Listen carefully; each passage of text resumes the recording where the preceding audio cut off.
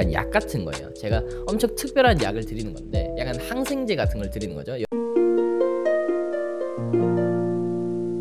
그러면 그 회독을 몇 번 정도 돌려봐야 되냐? 저는 한 3번 정도로 말씀을 드리고 싶어요. 그럼 이제 우리가 회독 시간표를 한번 그려보자면, 일단 첫 번째로 회독할 때는 아무래도 수많은 단어와 수많은 문법을 처음으로 배워야 하는 거다 보니까 정리할 것도 많고 찾아봐야 되는 것도 많아서, 그래서 리뷰 시간이 엄청 길게 걸릴 거예요. 제일 이상적인 거는 하루에 한 세트씩 리뷰를 하는 건데, 그것도 겨우겨우 해낼 수 있을 만큼 그만큼 오래 걸릴 겁니다. 하지만 이제 이거를 10세트를 다 끝마치고 이제 2회독차로 접어들면, 그럼 이제 짧아지겠죠, 리뷰 시간이 상대적으로. 왜냐면 전에 봤었던 단어고 전에 봤었던 문법이다 보니까 여러분들이 그걸 싹 다 다시 틀리지는 않을 거잖아요. 그러니까 정말 정말 양보해서 뭐 80%는 다시 틀린다 칩시다. 하지만 이때쯤 되면 리뷰하는 짬도 어느 정도 차 있을 거고, 그래서 훨씬 더 시간이 짧게 느껴져서, 그래서 조금 일상적인 생활과 병행 가능한 토익 공부가 이쯤에는 될 겁니다. 그리고 마지막 3회독이 되면 그럼 이제 하루에 여러 세트 풀 수 있을 만큼 그만큼 간소화되고 간결화 되겠죠. 이런 느낌으로 한 책을 3회독 정도 하시는 거를 저는 추천드립니다. 그리고 그게 사상누각 학습법입니다. 이거를 그럼 3회독을 몇 달 정도 잡고 해야 되냐? 한 권 회독을 3회독을 하는데 저는 대충 한 2달 정도 추천을 드립니다. 이제 1회독 같은 경우에는 30일, 2회독 같은 경우에는 20일, 3회독 같은 경우에는 10일, 이 정도로 잡고 가시는 걸 추천을 드립니다. 이제 이렇게 하면 사상두각 학습법의 전반적인 개념이나 방법, 루틴 그런 것들을 설명을 드린 것 같습니다. 하지만은 이 방법이 엄청 조심스러워요, 제가 드리기가. 왜 그러냐면 약간 약 같은 거예요. 제가 엄청 특별한 약을 드리는 건데 약간 항생제 같은 걸 드리는 거죠. 여러분들이 빨리 나아야 되니까, 아픈 곳을. 근데 여러분들이 항생제를 항상 먹는다고 해서 항상 낫겠지만 당분간은, 근데 계속 먹다 보면 어떻게 돼요? 항생제에 대해서 내성도 생기고 결국에는 항생제 자체가 소용이 없어져 버리잖아요.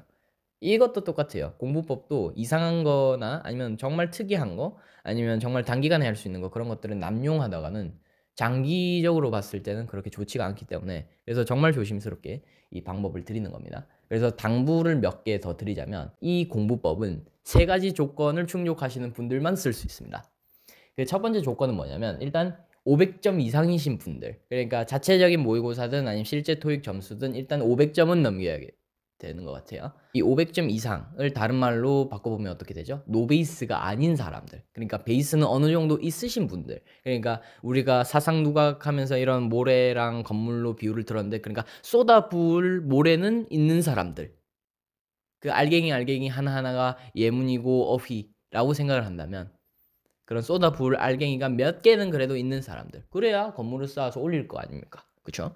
그리고 그 다음 조건, 내가 100점에서 200점 정도 올리면 되겠다 하시는 분들께 추천드립니다. 왜 그러냐면, 이제 우리가 지금 하려고 하는 거는 모래바닥에다가 아무런 기초 공사 없이 건물을 쌓아 올리는 거예요. 근데 이제 건물을 쌓다가 보면 무게 때문에 건물이 가라앉겠죠. 그럼 내가 건물을 얼만큼 쌓아 올리든 간에 내가 건물을 한 층 쌓아 올렸다, 그럼 한 층 가라앉을 수 있겠죠, 무게 때문에. 그러니까 무슨 말을 하는 거냐면, 우리가 아무런 기초 공사 없이 이 학습을 해나가는 거기 때문에 실제 점수 상승에는 어느 정도 한계가 있습니다. 왜? 내가 쌓은 만큼 빠져나가게 되거든요, 나중에는. 그래서 100점에서 200점 사이, 그 정도의 점수만 올리면 된다, 이러시는 분들께 추천을 드립니다. 그리고 마지막 3번째가 뭐냐, 이제 정말 정말 급한 사람들. 그러니까 물론 모든 그 토익을 준비하는 모든 사람들이 마음이 급하죠. 하지만 여기서 말하는 급한 사람들이라는 거는 내가 2개월 안에 성과를 내야 되는 사람들, 2개월 안에 이만한 점수를 올려야 되는 사람들을 말합니다. 왜 그러냐면, 제가 제시드렸던 그 회독 루틴이 어때요? 한 권 보는데 2달이었죠. 그러다 보니까 이제 학습 기간이 2개월이 넘어가는 사람들이라면 회독 위주의 그런 공부법보다는 기본서를 한 번이라도 보시는 걸 추천을 드려요. 제가 저번 영상에서 제시드렸던 그 학습 기간 표에 맞게 이제 자신의 레벨에 맞는 학습 기간과 그리고 학습 교재를 따르고 학습을 하는, 그거를 차라리 추천드리기 때문에, 이 공부법은 그렇게 시간이 이제 2달 이상 남으신 상대적으로 기간이 널널한 분들께는 적합하지는 않은 방법입니다. 그럼 이제 사상누각 공부법을 쓰셔도 되겠다 싶으신 분들은 이제 3가지 조건을 갖추신 분들이에요. 일단 내가 노베이스는 아닌 이런 500점 이상이신 분들, 그러면서 내가 점수를 한 100점에서 200점 정도만 올리면 되겠는데 싶으신 분들, 그러면서 내게 남은 시간이 2달밖에 남지 않았어. 아니면 2달 안쪽밖에 남지 않았어. 정말 나는 급해. 하시는 분들 이렇게 3가지 조건을 갖추시면 그러면 이제 이 사상누가 공부법을 쓰셔도 괜찮을 것 같다. 이렇게 말씀을 드립니다. 그러면 이제 이 공부법을 알아두기만 하면 뭐예요? 실제 교재에 써봐야지. 그럼 이제 그 어떤 교재들을 써볼 수 있을까? 이거를 제가 추천을 드릴게요. 저번에도 보셨던 문제집들일 거예요. 이제 점수대에 맞게 회독을 시작해야 되는 문제집들은 다르거든요. 왜냐면 이제 내가 지금 500점대에서 600점대인데 내가 완전 900점대들이 보는 문제집으로 시작을 해서 회독을 한다는 건 좀 무의미해요. 왜냐하면 거의 모든 것들을 다 리뷰해야 될 거기 때문에. 그러니까 적절하게 리뷰할 수 있는 그런 양들이 있는 것, 그런 것들을 고려해서 제가 각 점수대에 맞는 시작 문제집들을 말씀을 드릴 겁니다. 그러면 이제 시작 문제집들을 내가 다 봤다. 그러면 어떻게 해야 되겠어요? 그러면 이제 다음 레벨 문제집으로 넘어가면 되겠죠. 그렇게 보시면 될 것 같습니다. 자, 한번 볼게요. 자, 내가 지금 점수가 한 500점대에서 600점대다. 그러면 이제 제가 이 3가지를 추천드립니다. ETS 정기시험 실전 천재 1, 그 다음에 ETS 정기시험 기출문제집 천재 4, 그 다음에 YBM 실전 천재 1, 이렇게 3가지를 추천드립니다. 이제 이 중에 3개 중에 하나 골라서 회독하시면 될 것 같아요. 그렇게 해서 이제 회독을 했다. 그러면 이제 다음 단계로 넘어가야겠죠. 그러면 이제 다음 단계인 700에서 800점대이신 분들은 어떤 교재를 추천드리냐? 이제 해커스를 추천을 드립니다. 이렇게 해커스 초익 실전 천재 1, 그 다음에 실전 천재 2, 이렇게 2개를 추천을 드리는데요.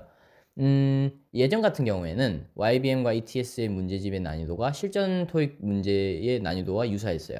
몇 년 전만 하더라도. 그러다 보니까 해커스 토익의 문제집의 난이도가 조금 어려운 느낌이었는데, 근데 이제 요즘에는 실전 토익의 난이도가 조금 상승을 했다 보니까 몇 년 전에 비교했을 때, 그래서 요즘에는 오히려 해커스 토익 실전 천재 1, 2의 난이도가 실전 토익의 난이도와 유사하다고 보시면 될 것 같습니다. 그래서 난이도 같은 경우에는 LC는 좀 어려워졌기 때문에 과거에 비해서, 그래서 실전 천재 2의 난이도, 그리고 RC 같은 경우에는 해커스 토익 실전 천재 1의 난이도를 가진다고 보시면 될 것 같아요. 요즘 정기 토익 시험 같은 경우에. 그렇게 해서 이제 이런 것들로 대비를 하시면 될 것 같고, 자, 그러면 이제 하나가 남았죠. 이제 이 녀석이 남았잖아요. 그렇죠? 실전 천재 3, 해커스 토익 실전 천재 3, 이제 제일 끝판왕이죠. 이제 개인적으로 제가 생각하는 메이저 회사들, 토익 메이저 회사들, YBM, ETS, 그 다음에 해커스, 이 3가지 브랜드 중에서는 제일 어려운 편에 속하는 그런 문제집입니다. 이제 이분들은 몇 점대를 위한 거겠어요? 이제 900점대이신 분들을 위한 그런 문제집입니다. 제일 어려운 문제집이에요. 그래서 실전보다 매우 어려운 느낌이기 때문에, 그래서 이거를 처음에 푸시다 보면 내가 이만큼 어려운 걸 내가 풀 필요가 있을까? 이만큼 내가 대비를 할 필요가 있을까? 생각이 드시긴 할 건데, 근데 그래도 이제 저번 영상에서 말씀드렸다시피 내가 혀를 좀 마비시켜야겠다. 내 혀를 좀 둔감하게 만들어가지고 시험이 아무리 매운맛이더라도 그래도 내가 아무런 고통 없이 편안하게 시험을 칠 수 있으면 좋겠다 싶으신 분들이라면, 그럼 이제 이걸 통해서 이제 공부법을 시도해 보셔도 좋을 것 같습니다. 이제 문제집까지 이렇게 소개해 드리면 이제 공부법에 대해서 소개를 진짜로 다 드린 것 같아요. 이제 이번 영상에서는 사상두각 공부법이라고 해서 저만의 특별한 공부법에 대해서 말씀을 드렸습니다.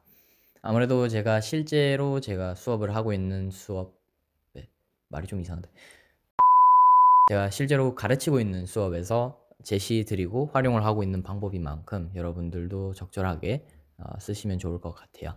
그리고 무엇보다 중요한 건 앞서 말씀드렸던 그 3가지 조건, 부합하는지 안 하는지 그것도 한번 살펴보시고, 그리고 객관화된 자신의 영어 실력에 맞게 이 방법을, 학습법을 적용하시면 좋을 것 같습니다. 이제 다음 영상은 우리들이 리딩을 풀 때 제일 큰 골칫거리죠. 타임 어택을 우리가 어떻게 적절하게 대비할 수 있을지에 대해서 말씀을 드리려 합니다.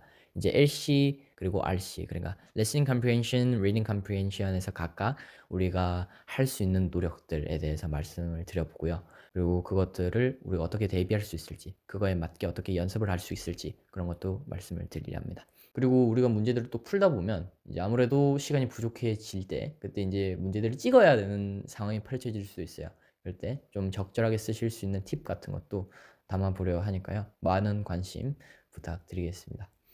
이번 영상은 여기까지고요. 다음 영상에서 뵙도록 하겠습니다. 고맙습니다.